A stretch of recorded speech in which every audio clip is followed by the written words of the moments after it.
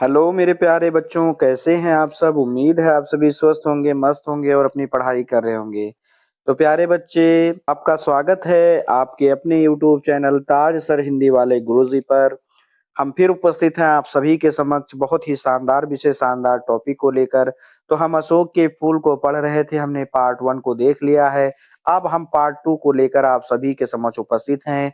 इस वीडियो में भी हम अशोक के फूल के बचे हुए सबसे महत्वपूर्ण गद्यांशों को देखेंगे। जिस प्यारे बच्चे ने पार्ट 1 नहीं देखा है वो जाकर चैनल प्लेलिस्ट में देख सकता है, क्योंकि ये पाठ आपके लिए बहुत महत्वपूर्ण है। कक्षा 12 साहित्यिक और सामान्य हिंदी दोनों वर्ग के बच्चों के लिए ये पाठ अमृत है। और इस पाठ से हर वर्ष गद्यांश पूछे जाते हैं। चैनल पे नए हैं तो चैनल को सब्सक्राइब कर दें, बेल आइकन प्रेस कर दें, ताकि जैसे ही कोई वीडियो डाली जाए वो आप तक पहुंच जाए। प्यारे बच्चे, अब तक के मिले आपके सहयोग के लिए आपका दिल से धन्यवाद। तो प्यारे बच्चे, आज के इस वीडियो को हम शुरू करते हैं। ये बहुत ही महत्वपूर्ण वीडियो है, इसलिए पूरा वीडियो जरूर देखें। प्यारे बच्चे, हमने इसके पहले 3 गद्यांशों को देख लिया है पार्ट 1 में। आज पार्ट 2 में हम गद्यांश 4 से शुरू करेंगे और बाकी बचे हुए गद्यांशों को देखेंगे। प्यारे बच्चे, मैं आपको एक बार फिर से बता दूं कि इस YouTube चैनल को जब से शुरू किया गया है तब से निरंतर आपके उज्जवल भविष्य के लिए, आपके पढ़ाई के लिए, आपके शिक्षा के लिए शानदार प्रयत्न किया जा रहा है। और इस 2 महीने में लगभग संपूर्ण सिलेबस आपको पढ़ा दिया गया है। तो ये बड़ी मेहनत के साथ चीजें की जा रही हैं, बड़ा समय दिया जा रहा है और आप सबने भी निरंतर सहयोग किया है। तो बस जिस प्यारे बच्चे ने अगर वीडियो नहीं देखा है तो जा करके देख ले, ताकि आपका नुकसान ना होने पाए, आप अच्छा नंबर लाए, यही मेरी कामना है, मेरा आशीर्वाद है आपको। प्यारे बच्चे, तो अब शुरू करते हैं आज के इस वीडियो को। अशोक के फूल से ये गद्यांश 4 है और इसको एक बार हम पढ़ेंगे और फिर नीचे के दिए गए प्रश्नों को हल करेंगे। सबसे जरूरी बात कि 2023 और 25 में ये गद्यांश आया हुआ है। यानी आप देख सकते हैं कि ये गद्यांश हर वर्ष मॉडल पेपर में पूछे गए हैं। और आपको यकीन नहीं तो मॉडल पेपर आप उठाकर देख लीजिए। मैं सॉल्व भी कराऊंगा मॉडल पेपर को बहुत जल्द। 1 से 2 रोज में मॉडल पेपर सॉल्व होना शुरू हो जाएगा और लगभग जितने मॉडल पेपर आप मिल रहे हैं मुझे, मैं सभी को सॉल्व करा करके आपको संपूर्ण ज्ञान उस मॉडल पेपर का दूंगा। और आपकी पूरी तैयारी कराकर फिर आपको बोर्ड परीक्षा में बैठने का जो आश्वासन है, जो आशीर्वाद है वो दूंगा प्यारे बच्चे। तो एक बार हम पहले इसकी सरल व्याख्या करते हैं, फिर नीचे के प्रश्नों को हल करते हैं। तो इस पूरे पाठ में जो है डॉक्टर हजारी प्रसाद द्विवेदी ने अशोक के फूल के प्रति अपनी चिंता को और भारतीय संस्कृति को विस्मृत किए जाने के प्रति अपनी चिंता को व्यक्त किया है। साथ में अशोक की जो सुंदरता, जो महिमा, जो उसका अस्तित्व कालिदास के समय या 2000 वर्ष पहले था, उसको उन्होंने बताया है। तो आइए पढ़ते हैं इसके बाद इसको। अशोक कहते हैं लेखक कि अशोक को जो सम्मान कालिदास से मिला। कालिदास कौन है? संस्कृत के बहुत बड़े विद्वान हैं। तो वही कहते हैं लेखक कि अशोक को जो सम्मान, अशोक का मतलब अशोक के फूल को जो सम्मान कालिदास से मिला, वह पीछे नहीं मिला। पीछे नहीं मिला मतलब वह किसी और दूसरे व्यक्ति से, दूसरे कवि से, दूसरे किसी साहित्य से नहीं मिला। वो अद्भुत था, अपूर्व था। आगे कहते हैं कि अशोक का फूल सुंदरियों के असिंजनकारी, असिंजनकारी मतलब संगीतमय, संगीतमय, नुपुर वाले मतलब नुपुर युक्त, चरणों मतलब पैरों के या चरणों के, मृदु आघात, मृदु आघात मतलब कोमल चोट से, फूलता मतलब खिलता था। आप थोड़ा सा समझ लीजिए इसमें बात क्या कही गई है। मैंने पार्ट 1 में भी बताया, क्योंकि इससे मिलता जुलता गद्यांश आया था। अशोक के फूल, अशोक में फूल कैसे आते थे? तो जो वहां पर पहले के दौर में जो राजकुमारियां होती थी, जो रानियां होती थी, वो अपने पैरों में आलता महावर लगाती थी। उसके बाद अपने पैरों में संगीत में पायल पहनती थी। और उसके बाद में वह अशोक के फूल के पास जाती थी और अपने कोमल, उसी जिसपे वो पायल पहने होती थी या घुंघरू पहने हुए होती थी, उसी पर कोमल चोट करती थी, पैरों से मारती थी। तो नीचे वो पैरों से मारती थी और ऊपर अशोक के फूल खिल जाते थे, अशोक में फूल आ जाता था और इस प्रकार अशोक का फूल खिलता था। आज के हम साइंस पढ़ने वाले बच्चे नहीं मानेंगे कि ऐसा हो सकता है, लेकिन 2000 वर्ष पहले ऐसा था और लेखक ने भी वही बताया है। ठीक है। बाकी आज का जो साइंस का दौर है, ये मानने को बिल्कुल कि किसी व्यक्ति के पैरों के चोट से कोई फूल खिलता है, ऐसा नहीं है। क्योंकि आज अशोक का फूल खुद ही नहीं दिखाई देता। जिस जो अशोक कहा जाता है उसमें फूल ही नहीं आते। आजकल के दौर में जो जिसको अशोक कहा जा रहा है उसमें फूल ही नहीं आते हैं। तो लेखक यही कहते हैं कि जब सुंदरियाँ क्या करती थीं अपने संगीत में नुपुरुष चरणों के कोमल आघात, कोमल चोट करती थीं अशोक के पाद देश में जड़ में, तो वह ऊपर खिल जाता था, उसमें फूल आ जाते थे। और स्त्रियाँ क्या करती थीं, उसको अपने कोमल कपोलों मतलब गाल, कोमल गालों पर कर्णावंतस, कर्णावंतस मतलब होता है कर्णफूल, कर्णफूल जिसको आज हम कान का बाला कुछ भी कहते हैं, झुमका, जो भी आप कह सकते हैं, लेकिन कर्णफूल आप झूलता था। यानी अशोक के फूल को स्त्रियाँ क्या करती थीं, अपने कानों में बड़ा-बड़ा अशोक का फूल बनाकर, कर्णफूल बनाकर, बड़ा-बड़ा बाला बनाकर उसको पहनती थीं, और वो जो कान से लटक कर उनके गालों तक टच होता था, स्पर्श होता था। तो वही बात कही गई है कि वह अशोक का फूल उनके कोमल गालों पर कर्णफूल के रूप में दिखाई देता था, और वह अपने चंचल मतलब अस्थिर, चंचल मतलब अस्थिर, नीलको मतलब नीले बालों की, अचंचल मतलब स्थिर, अचंचल का मतलब हो जाएगा स्थिर, स्थिर शोभा को 100 गुना बढ़ा देता था। यानी देखिए अशोक के फूल को स्त्रियां क्या करती थी, अपने नीले बालों में लगाती थी, तो जो अशोक का फूल है वह उनके जो बाल हैं उनकी सुंदरता को 100 गुना बढ़ा देता था, अर्थात बेहद आकर्षक लगता था प्यारे बच्चे। ठीक है, आगे कहा गया है कि अशोक का फूल महादेव के मन में क्षोभ मतलब लालसा। आप देखिए महादेव शिव को कहा जाता है, और शिव क्या है, बैरागी है भाई, प्रेम से उनका कोई लेना देना नहीं है। लेकिन जब अशोक के फूल का वर्णन किया जाता है उनके सामने, तो उनके मन में भी प्रेम भावना थोड़ी बहुत उत्पन्न होती थी। आगे कहा गया है मर्यादा पुरुषोत्तम के चित्त मतलब हृदय में सीता का भ्रम पैदा होता था। जब अशोक के फूल की बात मर्यादा पुरुषोत्तम से होती थी, तो क्या होता था, जब वो उसको अशोक के फूल को देखते, तो उनको अपने हृदय में सीता का भ्रम पैदा होता, भ्रम हो जाता, और उस सीता को गले लगाने के लिए अत्यंत व्याकुल हो गए थे। ये आपने कथा में पढ़ रखा होगा। आगे कहा जाता है कि वह मनोजन्मा देवता, वह मतलब कौन, कामदेव जो है, ये जो काम देवता है उन्हीं को कहा जाता है मनोजन्मा देवता, अर्थात कामदेव के एक इशारे पर मतलब कंधे से, एक इशारे मतलब संकेत मिलने पर कंधे से फूट पड़ता था। अब थोड़ा सा समझ लीजिए, कंधे से फूट पड़ता था, यानी आप समझिए कि जो कामदेव के जो तुड़ीन में बाण थे, जो तरकस में बाण थे, वो 5 फूलों से निर्मित थे, और उनमें एक अशोक का था। यानी यहाँ बाणों की बात की जा रही है।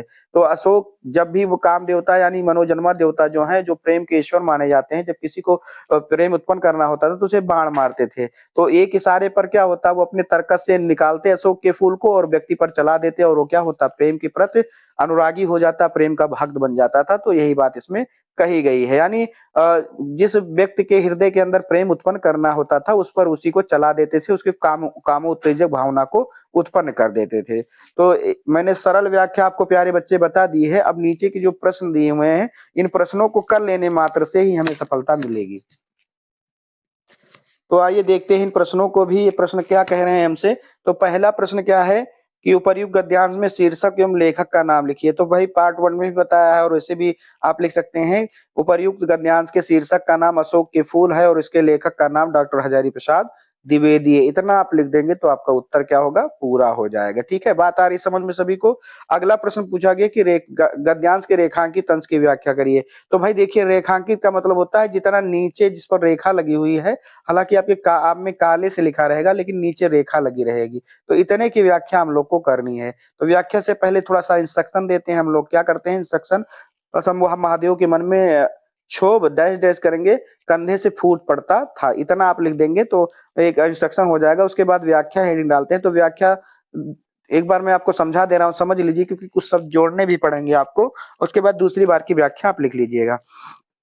तो व्याख्या हेडिंग डालेंगे, लिखेंगे प्रस्तुत अंश में अशोक के महत्व का गुणगान करते हुए लेखक कहते हैं कि अशोक महादेव के मन में क्षोभ उत्पन्न करता था, और अशोक के कारण ही वियोगी राम के हृदय में सीता का भ्रम उत्पन्न हुआ था, जिसके कारण वह सीता को के आलिंगन को अधीर हो गए थे। आगे लेखक कहते हैं कि कामदेव के यानी मनोजन्मा देवता के एक इशारे पर वह कंधे, कंधे मतलब ऊर्ध्वभाग आप कह सकते हैं, ऊर्ध्वभाग को कामोत्तेजक बना देता था, अर्थात प्रेम उत्पन्न कर देता था। यहाँ हृदय की बात की गई है, तो इस प्रकार आप लिख देंगे। अब एक बार व्याख्या मैं फिर से बता रहा हूँ, ध्यानपूर्वक सुन लेंगे और व्याख्या इस बार की लिख लेंगे, पेपर में आएगा तो यही छाप करके आइएगा। तो व्याख्या डालेंगे, लिखेंगे प्रस्तुत अंश में अशोक की महिमा का गुणगान करते हुए लेखक कहते हैं कि अशोक महादेव के मन में क्षोभ उत्पन्न करता था और अशोक के कारण ही वियोगी राम के हृदय में सीता का भ्रम पैदा हुआ था, जिससे वह सीता के आलिंगन के लिए व्याकुल हो गए। आगे लेखक कहते हैं कि यह कामदेव के एक इशारे पर उनके ऊर्ध्व भाग को कामोत्तेजक बना देता था, जिसको देखकर लगता था मानो यह उनके कंधे से कोई वृक्ष निकल पड़ा हो। तो इतना आपको लिख देना पड़ेगा, तो आपकी व्याख्या कंप्लीट हो जाएगी। तो दूसरा प्रश्न हो गया, तीसरे पे चलते हैं। अशोक के फूल के आने के संदर्भ में लेखक के क्या विचार हैं? भाई तो देखिए क्या विचार कैसे आता था, तो आप देखिए इस लाइन में यहाँ पर बताया गया कि अशोक में फूल कैसे आते थे, तो आपको यही लिख देना पड़ेगा। लिखेंगे अशोक, यहाँ आप थोड़ा सा जोड़ के लिखेंगे, अशोक पर फूल आने के संदर्भ में लेखक कहते हैं कि सुंदरियों के असिंजनकारी नुपुर चरणों के मृदु आघात से वह फूलता था। तो इतना भी लिख देंगे तब भी पूरा हो जाएगा, ठीक है। या आप अगर लिखना चाहें तो आप लिख सकते हैं कि अशोक पर फूल आने के संदर्भ में लेखक कहते हैं कि जब सुंदरियां अपने संगीतमय पायल युक्त चरणों से अशोक के पाददेश में कोमल आघात करती थीं, तब ऊपर फूल खिल जाते थे। इतना भी आप लिख सकते हैं, तो आपका उत्तर पूरा हो जाएगा। तो ये भी आपका हो गया। अगला प्रश्न पूछा गया है कि किस फूल की सुंदरता के कारण सुंदरियां उसे अपने कानों में आभूषण बनाती थी। बताओ किस फूल की बात की जा रही है? तो यहाँ अशोक के फूल की बात, यानी चैप्टर का ही नाम लिख देना है। अशोक के फूल की सुंदरता के कारण सुंदरियां उसे अपने कानों का आभूषण बनाती हैं, ठीक है, वह बनाती थी।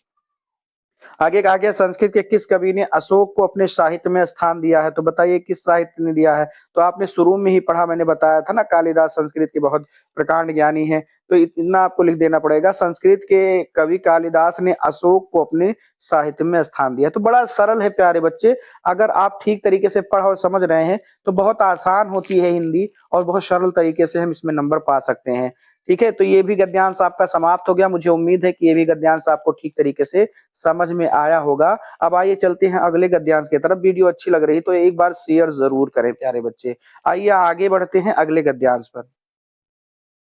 तो प्यारे बच्चे हम गद्यांश 5 पर पहुंच गए हैं और ये भी आपके लिए अत्यंत महत्वपूर्ण है, इंपॉर्टेंट है, इसको भी हम पढ़ेंगे और सभी शब्दों का सरल अर्थ देखेंगे। उसके बाद नीचे दिए गए प्रश्नों को हल करेंगे। और सबसे जरूरी बात आप देखिए 24 और 25 में ये भी आया है, यानी आप देख सकते हैं ये जो पार्ट है ना वो आपके लिए बहुत अमृत है। तो इसीलिए आपसे निवेदन है कि पूरे वीडियो को जरूर देखें और पूरा पार्ट जरूर अच्छे तरीके से इसको पढ़ लें। अगर आप पढ़ने में बहुत कमजोर हैं, बड़े गरीब हैं, तो आप इस पार्ट को, इस वीडियो को भी ठीक तरीके से देख रहे हैं तो आप माने कि आपने बहुत अच्छा काम किया है और एक ना एक गद्यांश आपका इस चैप्टर, इस पूरे पार्ट से आने वाला है। तो पूरे वीडियो को जरूर देखें। तो आइए इसको भी हम पढ़ते हैं प्यारे बच्चे, उसके बाद नीचे दिए गए प्रश्नों को हल करेंगे। लेखक कहते हैं कि दुनिया बड़ी भुलक्कड़ है। भुलक्कड़ मतलब स्वार्थी, यहाँ भुलक्कड़ से अर्थ स्वार्थी है, ठीक है। भुलक्कड़, भाई इंसान कब आपको भूलेगा? जब उसका स्वार्थ पूरा हो जाएगा तो आपको भूल जाएगा। तो वही बात कही जा रही है कि दुनिया क्या है? बड़ी भुलक्कड़, अर्थात बड़ी स्वार्थी है। यह केवल उतना याद रखती है जिससे उसका स्वार्थ, स्वार्थ मतलब सदता मतलब पूर्ण होता है, यानी ये दुनिया उतना याद रखती है कि जिससे उसका स्वार्थ सत्ता है, स्वार्थ पूर्ण होता है, ठीक है, उतना याद रखती है। और दूसरे सभी बातों को ये बोझ समझ करके भूल जाती है और फेंक देती है, अर्थात भुला देती है। आगे लेखक कहते हैं कि बाकी को फेंक कर आगे बढ़ जाते। फेंक कर अर्थ यहाँ है, फेंक कर मतलब भूल कर, बाकी सभी बातों को भूल कर ये दुनिया क्या होती है? आगे बढ़ जाती है, अर्थात जिससे उसका स्वार्थ पूरा नहीं होता उसको छोड़ देती है, क्योंकि उसे लगता है कि वह वस्तु उसके लिए भार है, उसके लिए जरूरी नहीं है। आप देखिए दुनिया, संसार सब मतलबी हो गया है। अब पूरा संसार केवल अपने मतलब को पूरा करने के लिए लिखा है। यहाँ तक भाई से भाई का रिश्ता भी मतलब के लिए है, दोस्त से दोस्त का रिश्ता भी मतलब के लिए है। जब तक मतलब है तब तक दोस्ती है है ना? प्रबंधन का शिक्षक से संबंध केवल मतलब के लिए है, जब तक शिक्षक मतलब पूर्ण कर रहा है, जब तक उसके योग्य है, जब तक उसकी ज़रूरतें पूर्ण हो रही हैं, तब तक वो अच्छा शिक्षक है, बेहतरीन शिक्षक है और जैसे उसका मतलब नहीं पूरा हुआ तो बेकार शिक्षक है ना? बदनाम शिक्षक है, ऐसा भी हो जाता है प्यारे बच्चे। तो आप देखिए इसमें यही बात कही गई है यानी इसमें इस पद्यांश में इस सॉरी गद्यांश में इसमें पूरे में केवल स्वार्थ के बारे में बताया गया है। लेखक आगे कहते हैं कि शायद अशोक से उसका स्वार्थ, स्वार्थ मतलब नहीं सधा, नहीं पूर्ण हुआ। यानी जब तक अशोक ने उसको महिमा दी, उसको शक्ति दी, उसको उसके वरदानों को पूरा किया, तब तक वो उसकी उसका हिस्सा बना रहा। लेकिन जब उसको लगा कि अब अशोक से मेरा कुछ होने वाला नहीं है, तो अशोक को उसने भुला दिया। आगे लेखक कहते हैं कि क्यों उसे वह याद रखती? जब भाई मतलब ही नहीं पूरा हुआ, तो उसे याद क्यों रखा जाता? सारा संसार स्वार्थ का अखाड़ा ही तो है। लेखक कहते हैं कि जो सारा संसार है, संपूर्ण विश्व है, ये स्वार्थ मतलब का अखाड़ा, अखाड़ा मतलब मैदान है। यानी लेखक ने इस पूरे संसार को स्वार्थ का मैदान बता दिया है, जहां व्यक्ति अपने स्वार्थ को पूरा करता है और आगे बढ़ जाता है। आगे लेखक कहते हैं शायद अशोक का वृक्ष जितना मनोहर, मनोहर मतलब मन को हर लेने वाला, है ना? मनोहर जितना भी रहस्यमय हो, रहस्यमय मतलब जितना भी रहस्यमयी हो, जितना भी असाधारण हो आप कह सकते हैं, असाधारण हो, जितना भी अलंकार मतलब सुंदर हो, लेकिन वह उस विशाल, विशाल मतलब बड़ी सामंत सभ्यता। अब सामंत सभ्यता क्या है? जमींदारी पर था, पहले जमींदारी चलती थी ना, जहाँ लोग एक राजा होता था, बाकी सब प्रजा होती थी, वह उनको मार पीट करके उनसे डबल तिगल टैक्स लेकर के जीवन यापन करता था, लेकिन प्रजा उस अपने स्वामी को भगवान माना करती थी। तो वही बताया गया है कि अशोक उस विशाल सामंत सभ्यता की परिष्कृत, परिष्कृत मतलब होता है शुद्ध, यानी जो प्रजा थी वो क्या थी? बड़ी शुद्ध थी। परिष्कृत रुचि का प्रतीक, प्रतीक मतलब निशानी या चिन्ह या प्रतीक ही कह सकते हैं। प्रतीक है जो साधारण प्रजा के, साधारण मतलब सामान्य प्रजा के परिश्रमों पर पली थी। यानी वो सामंत सभ्यता कैसे उत्पन्न हुई थी, कैसे आगे बढ़ी थी, उसके लिए सबसे जरूरी बात थी वहां की जो प्रजा थी उसकी मेहनत और उसके परिश्रमों पर पड़ी थी। पली पली कर लीजिएगा, हाँ पली थी मतलब आगे बढ़ी थी। यानी पहले के दौर में जो जमींदारी प्रथा चलती थी, उसमें जो मेन पिलर होता था जनता होती थी, लेकिन शासन राजा का होता था।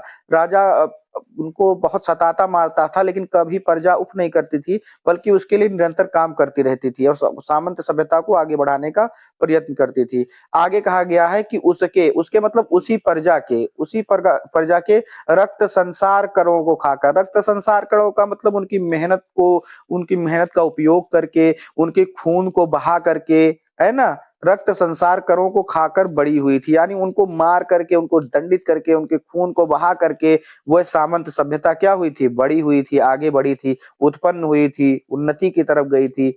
वह लाखों करोड़ों की उपेक्षा, उपेक्षा मतलब अनादर या अपमान, अपमान से समृद्ध हुई थी। यानी वह जो सामंत सभ्यता थी, लाखों करोड़ों प्रजा, लाखों करोड़ों व्यक्तियों के अपमान से, उनके अनादर से विकसित हुई थी। यानी उनको मारा पीटा जाता था। आगे कहा जा रहा है कि 2000 साल वो सामंत उखड़ गए, सामंत उखड़ गए मतलब वो सामंती सभ्यता समाप्त हो गई और समाज ढह गए, समाज भी नष्ट हो गए और मदनोत्सव की धूमधाम भी मिट गई। मदनोत्सव समझ लीजिए क्या है? मदनोत्सव अशोक की वृक्ष की पूजा होती थी और अशोक के वृक्ष की पूजा में एक उत्सव मनाया जाता था जिसको मदनोत्सव कहते थे। और ये उत्सव कामदेव के, जो कामदेव की पूजा होती थी अशोक के वृक्ष के रूप में, और उसमें बहुत शानदार तरीके से मदन उत्सव यानी कामदेव का जो उत्सव था, यानी मदन कामदेव को कहा जाता है, तो कामदेव के उत्सव के रूप में मनाया जाता था। उसकी भी धूम मिट गई।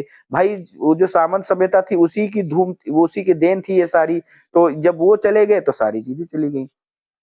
तो यहाँ पर मैंने प्यारे बच्चे सभी को सरल व्याख्या बता दिया है। अब सबसे जरूरी बात जो होती है, नीचे के जो प्रश्न दिए होते हैं, इन प्रश्नों को अगर आप हल कर ले जाएंगे तभी आप बोर्ड में अच्छा प्रदर्शन करेंगे।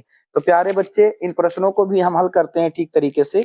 मुझे उम्मीद है कि आप समझ रहे होंगे सभी बातों को और अच्छे तरीके से समझ रहे हैं, तो वीडियो को शेयर जरूर करते रहें। पहला प्रश्न पूछा गया है कि गद्यांश के शीर्षक और लेखक का नाम बताइए। तो बहुत आसान है, शीर्षक का नाम है अशोक के फूल और जो लेखक है वो डॉक्टर हजारी प्रसाद द्विवेदी। ये तो आप आसानी से लिख ले जाएंगे। अब दूसरा जो है रेखांकित अंश की व्याख्या करनी है। तो रेखांकित का मतलब होता है जिनके नीचे रेखा लगी हो। तो ये 2 लाइन आपको केवल व्याख्या करनी है।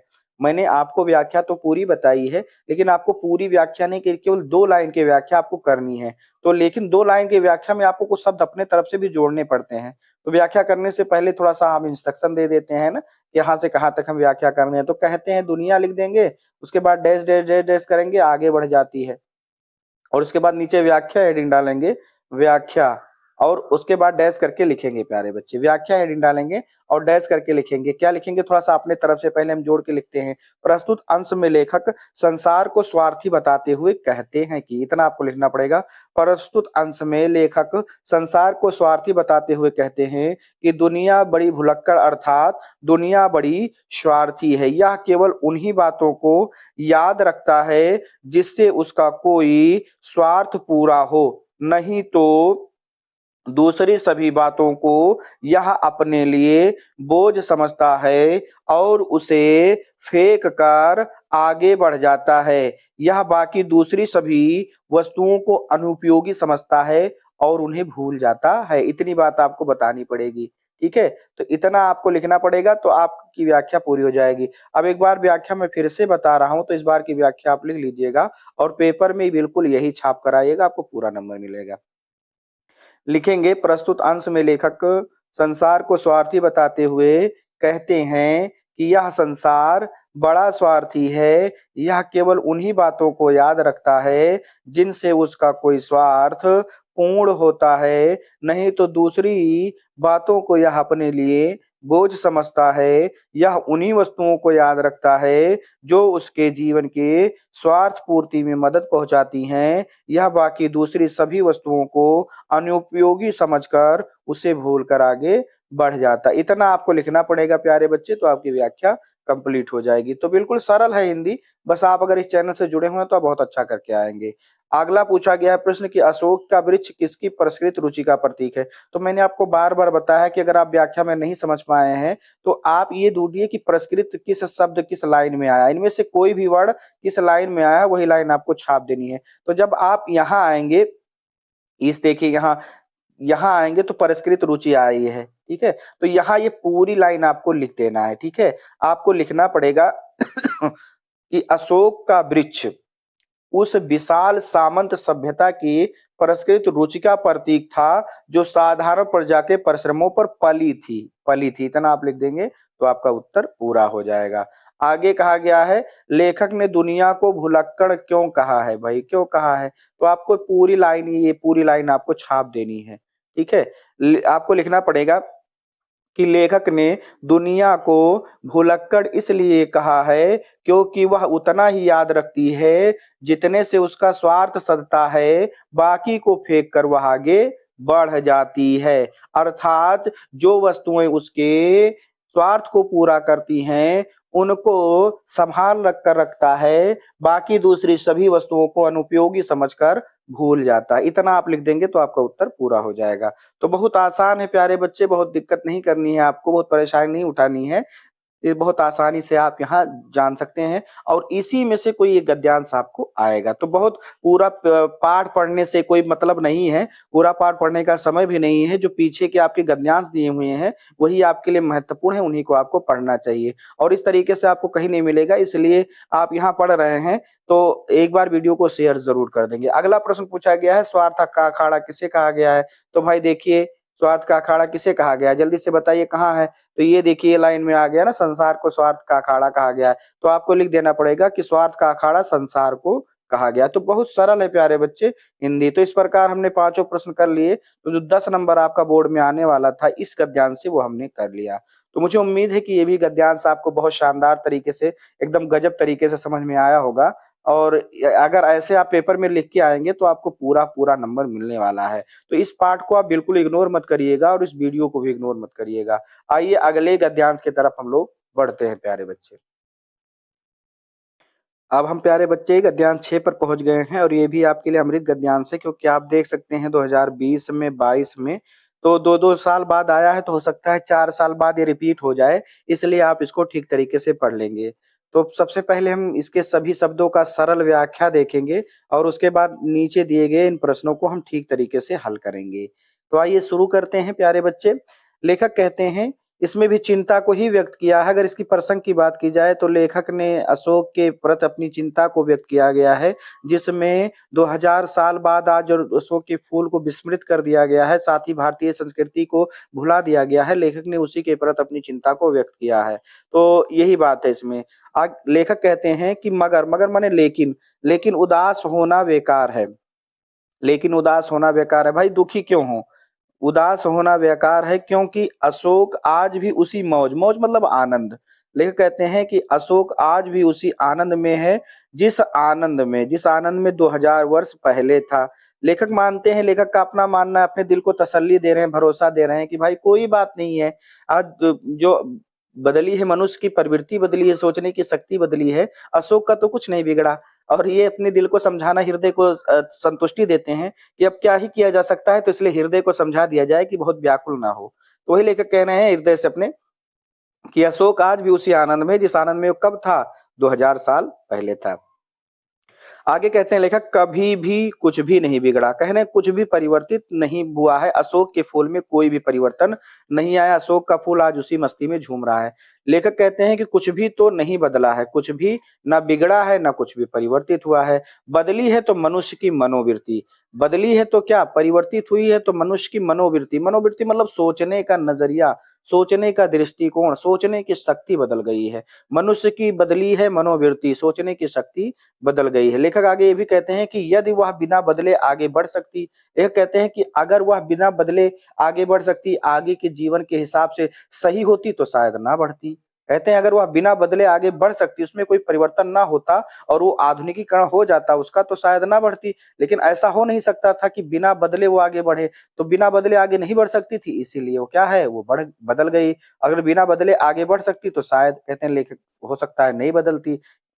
आगे लेखक कहते हैं कि यदि वह ना बदलती, यदि मनुष्य की मनोवृत्ति, सोचने की शक्ति नहीं बदलती, तो व्यावसायिक संघर्ष आरंभ। भाई उसी समय के युगों पर अगर आश्रित रहते, केवल पूजा पाठ करते, काम नहीं करते, तो जनसंख्या बढ़ रही है, जनसंख्या बढ़ने के कारण क्या है, व्यावसायिक संघर्ष आरंभ हो जाता। यानी कार्य की तलाश में लोगों में युद्ध हो जाता। अगर कार्य नहीं होता लोगों के पास, तो बेरोजगारी, भुखमरी आ जाती, लोग परेशान हो जाते। तो ये कहते हैं व्यावसायिक संघर्ष, व्यावसायिक युद्ध शुरू हो जाता। और मशीन का रथ, मशीन का जो रथ, मशीन यहाँ विज्ञान को कहा गया है, विज्ञान का रथ घर घर, घर घर मतलब प्रत्येक घर, विज्ञान का जो रथ है प्रत्येक घर चल जाता। विज्ञान का सावेग, कहते हैं विज्ञान का सावेग मतलब अत्यधिक वेग, विज्ञान का रथ होना चाहिए। हाँ, विज्ञान का रथ अत्यधिक वेग के साथ चल निकलता तो बहुत बुरा होता। कहते हैं अगर ऐसा लोग अपने काम धंधे पे नहीं लगते, अपने हिसाब से आत्मनिर्भर नहीं बनते, तो शायद सब कुछ विज्ञान से होता। जब विज्ञान से होता, तो विज्ञान क्या है, अपने साथ अगर वरदान ला रहा है तो अभिशाप भी ला रहा है। तो विज्ञान का अगर रथ चलता तो बहुत बुरा होता। कहते हैं हम सब पिस जाते, हम सब पिस जाते मतलब अपनी संस्कृति से दूर हो जाते। अभी भी हो गए हैं, लेकिन उतने नहीं हुए हैं। अगर विज्ञान का रथ घर घर चलता तो हम अपनी संस्कृति से और पिस जाते, मतलब उसमें दब जाते, अर्थात अपनी संस्कृति को और भी भूल जाते। कहते हैं ठीक हुआ जो बदल गई, अच्छा हुआ जो बदल गई। क्या बदल गई? मनुष्य की मनोवृत्ति, अच्छा हुआ बदल गई। कहते हैं लेकिन पूरी कहाँ बदली। अच्छा कह रहे हैं बदल गई, लेकिन फिर कह रहे हैं कि पूरी कहाँ बदली है। कहते हैं कि मनुष्य की मनोवृत्ति बदली तो है, लेकिन पूरी नहीं बदली हुई, थोड़ी बहुत बची हुई है। आगे कहते हैं लेकिन बदल तो रही है। कहते हैं भाई पूरी नहीं बदली, लेकिन बदल, पहले तीन बातें कह रहे हैं, बदली तो है, पूरी नहीं बदली, लेकिन कह रहे हैं फिर बदल तो रही है। यानी बदल रही है, तो एक दिन आएगा जब पूरी बदल जाएगी। आगे कहते हैं लेखक कि अशोक का फूल उसी मस्ती में हंस रहा है। अशोक का फूल क्या है? उसी मस्ती में, अपने उसी आनंद में हंस रहा है, अर्थात उसी आनंद में खिलता हुआ दिखाई दे रहा है। पुराने चित्त, पुराने चित्त मतलब प्राचीन काल का कोई व्यक्ति, प्राचीन हृदय से पुरानी संस्कृति को समझने वाला व्यक्ति। पुराने चित्त मतलब प्राचीन संस्कृति को समझने वाला व्यक्ति, इसको देखने वाला, यानी पुराने चित्त मतलब प्राचीन संस्कृति को समझने वाला। जब इसको देखता है तो वो क्या हो जाता है? दुखी हो जाता है, उदास हो जाता है। वो अपने आप को पंडित विद्वान समझता है, वह प्राचीन संस्कृति का ज्ञान रखता है। भाई देखिए, आप कब किसी पर दुखी होंगे? जब आप उसके प्रति ज्ञान रखते हो और उसको विस्मृत किया जा रहा हो, उसके प्रति विरोध किया जा रहा हो या उसको भुलाया जा रहा हो, तो आप क्या करेंगे? आप कहेंगे भाई ऐसा नहीं होना चाहिए था। लेकिन अगर आपको ज्ञान ही नहीं है तो आप फिर कुछ बोल नहीं पाएंगे। तो वही कहते हैं कि जो पुराने हृदय है अर्थात प्राचीन संस्कृतियों का ज्ञान रखने वाला व्यक्ति है, वो जब अशोक की स्थिति ऐसी देखता है तो उदास हो जाता है। वो अपने आप को विद्वान समझता है कि विद्वान का धर्म है भाई कि जो अच्छी चीजें हैं उनके प्रति चिंता व्यक्त करो, उनके प्रति लोगों को सचेत करो। तो एक बार हमने सरल व्याख्या आपको बता दी प्यारे बच्चे। अब जो सबसे ज़रूरी बात होती है, वो नीचे के जो प्रश्न दिए होते हैं, इन प्रश्नों को हल करना, ये सबसे ज़रूरी बात होता है। अगर आप इन प्रश्नों को ठीक तरीके से हल कर ले गए, तो आप यकीन मानिए कि आप बहुत शानदार गजब काम कर रहे हैं और यही आपको पेपर में करना भी है प्यारे बच्चे। तो इसलिए आप इसमें गलती नहीं करेंगे। तो चलिए पहला प्रश्न क्या कहा रहा है, उपर्युक्त गद्यांश में शीर्षक और लेखक का नाम लिखिए। तो बहुत सरल है, ये तो आपको हम बता ही रहे हैं, पिछले सभी गद्यांशों में हमने बताया है। तो उपर्युक्त गद्यांश के शीर्षक का नाम अशोक के फूल और इसके जो लेखक हैं वो डॉक्टर हजारी प्रसाद द्विवेदी जी हैं। तो इतना आप लिख देंगे तो आपको 2 नंबर मिल जाएगा। ये तो सभी प्यारे बच्चे लिख जाएगा, बहुत सरल होता है। सबसे जरूरी बात जो व्याख्या है, ये आपको आनी चाहिए प्यारे बच्चे। तो व्याख्या के लिए हम क्या करते हैं, थोड़ा सा आप समझते भी हैं, जोड़ते भी हैं। 2 बार में व्याख्या करूंगा, पहली बार की व्याख्या आप समझ लीजिएगा, दूसरी बार की व्याख्या आप लिख लीजिएगा। यहाँ देखिए रेखांकित ये है, यानी जिस पर रेखा लगी, हालांकि मैंने नीले से भी लिख दिया है, लेकिन आपके बोर्ड पेपर में काले से ही लिखा रहेगा और नीचे रेखा लगी रहेगी, तो इन्हीं की रेखांकित व्याख्या आपको करनी रहेगी। तो व्याख्या करने से पहले हम इंस्ट्रक्शन देते हैं, मगर उदास होना, थोड़ा सा डैश डैश करेंगे और उसके बाद मनोवृत्ति लिख देंगे और फिर नीचे व्याख्या हेडिंग डालेंगे और थोड़ा सा अपने तरफ से जोड़ के लिखेंगे कि अशोक के भुलाए जाने पर लेखक अपनी चिंता को व्यक्त करते हुए और स्वयं को संतोष देते हुए कहते हैं कि इतना आपको जोड़ना पड़ेगा। क्या जोड़ना पड़ेगा, प्रस्तुत अंश में लेखक अशोक को भुलाए जाने पर अपनी चिंता को व्यक्त करते हुए स्वयं को संतोष देते हुए कहते हैं कि उदास होना व्यर्थ है, क्योंकि अशोक आज भी उसी आनंद में है जिस आनंद में वह 2000 वर्ष पहले था। अर्थात अशोक आज भी वैसे ही मोहक और अलंकारमय, इतना थोड़ा सा आपको जोड़ना पड़ेगा। अर्थात अशोक आज भी उतना मोहक और अलंकारमय है। आगे लेखक कहते हैं कि कहीं भी कुछ भी तो नहीं बिगड़ा है, कुछ भी नहीं परिवर्तित हुआ है। अगर कुछ बदला है तो वह मनुष्य की सोचने की शक्ति, मनुष्य की मनोवृत्ति बदल गई है। लेकिन अब थोड़ा सा जोड़ना पड़ेगा, यदि वह बिना बदले आगे बढ़ सकती तो शायद नहीं बदलती। तो इतनी बात आपको लिख देनी है व्याख्या में। एक बार फिर से मैं व्याख्या बोल रहा हूं और इस बार की व्याख्या आप लिख देंगे, क्योंकि यही पेपर में आप छाप आइएगा तो आपको अच्छा नंबर मिलेगा। आइए व्याख्या आगे लिखेंगे, प्रस्तुत अंश में लेखक अशोक को भुलाए जाने पर अपनी चिंता को व्यक्त करते और स्वयं को संतोष देते हुए कहते हैं कि उदास होना व्यर्थ है, क्योंकि अशोक आज भी उसी आनंद में है जिस आनंद और मौज में वह 2000 वर्ष पहले था। कहीं भी कुछ भी बिगड़ा नहीं है, अर्थात अशोक आज भी वैसे मोहक और अलंकारमय है। बदली तो केवल मनुष्य की मनोवृत्ति है, लेकिन अगर वह बिना बदले आगे बढ़ पाती तो शायद नहीं बदलती। तो इतना आप लिख देंगे प्यारे बच्चे, तो आपका क्या होगा, उत्तर पूरा हो जाएगा, व्याख्या कंप्लीट हो जाएगी। अब अगला प्रश्न पूछा गया कि लेखक की दृष्टि में उदास होना बेकार क्यों है। तो भाई उदास होना यहाँ बेकार है, देखिए इसका उत्तर आपको ढूंढना पड़ेगा। ठीक है, तो आप जब आप व्याख्या अच्छे तरीके से समझ गए हैं तो आप बता ले जाएंगे। ठीक है, तो इसका उत्तर कैसे लिखेंगे इसका उत्तर आप कुछ इस प्रकार लिखेंगे लेखक की दृष्टि में उदास होना इसलिए बेकार है क्योंकि अशोक आज भी उसी आनंद में है जिस आनंद और मौज में वह 2000 वर्ष पहले था। अर्थात उसकी स्थिति में कोई परिवर्तन नहीं आया। इतना आप लिख देंगे तो आपका ये भी उत्तर पूरा हो जाएगा प्यारे बच्चे। आइए अगला प्रश्न क्या कहा जा रहा है कि अशोक आज भी उसी मौज में क्यों है। अशोक आज भी उसी मौज में क्यों है, ये भी आपको उत्तर बताना पड़ेगा। ठीक है, तो इसका आप जवाब लिखेंगे, लेखक के अनुसार अशोक आज भी उसी मौज में है। इस पंक्ति से तात्पर्य है कि अशोक में 2000 वर्ष बाद भी कोई परिवर्तन नहीं आया, अर्थात अशोक आज भी उतना मोहक और अलंकारमय है, उसकी स्थिति में कहीं भी कोई भी परिवर्तन नहीं आया है। तो इतना आप लिख देंगे तो आपका जो ये उत्तर है वो भी पूरा हो जाएगा प्यारे बच्चे। तो बात समझ में आ रही तो वीडियो को शेयर जरूर करें। आगे भाई अगला उत्तर पूछा गया है कि मनुष्य की मनोवृत्ति कैसी है। मनुष्य की जो मनोवृत्ति है वो कैसी है, तो आपको बताना पड़ेगा कि मनुष्य की मनोवृत्ति परिवर्तित रहने वाली है। परिवर्तित रहने वाली है अर्थात समय के अनुसार बदलने वाली है। इतना आप लिख देंगे तो आपका ये भी उत्तर पूरा हो जाएगा। तो प्यारे बच्चे इस गद्यांश को भी हमने ठीक तरीके से देख लिया और ये गद्यांश अगर आपके पेपर में आएगा तो आप बड़े शानदार तरीके से करेंगे। मुझे पूरा भरोसा है आप पर। तो मुझे उम्मीद है कि ये पूरा वीडियो आपको बहुत अच्छे तरीके से समझ में आया होगा। पूरा वीडियो आपने देखा इसके लिए आपको दिल से धन्यवाद। बस आपसे निवेदन है कि इस वीडियो को ज्यादा से ज्यादा शेयर करें और अब तक मिले आपके सहयोग के लिए आप सभी को धन्यवाद। इस वीडियो को यहीं पर समाप्त करते हैं और अगले जो बचे हुए गद्यांश अशोक के फूल को हैं उसको लेकर के हम पार्ट 3 में उपस्थित आप सभी के होंगे। तब तक आप सभी स्वस्थ रहें, खुश रहें और इस चैनल को ज्यादा से ज्यादा शेयर करें। धन्यवाद।